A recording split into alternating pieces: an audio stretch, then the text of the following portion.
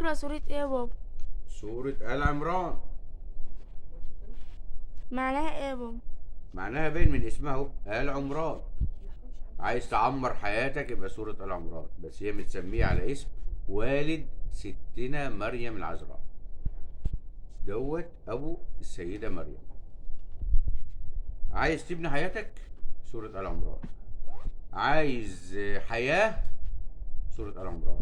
عايز بشارة، سورة آل عمران. عايز رزق، سورة آل عمران. عايز استجابة لدعواتك، سورة آل عمران. ربنا سبحانه وتعالى بيقول في أولى إيه؟ هو الذي يصوركم في الأرحام كيف يشاء. وبعد كده يقول إيه؟ وإذ قالت الملائكة يا مريم إن الله يبشرك بكلمة منه، بشارة من الله سبحانه وتعالى. سورة الرزق، كلما دخل عليها زكريا المحراب وجد عندها رزقا قال يا مريم أنى لك هذا؟ قالت هو من عند الله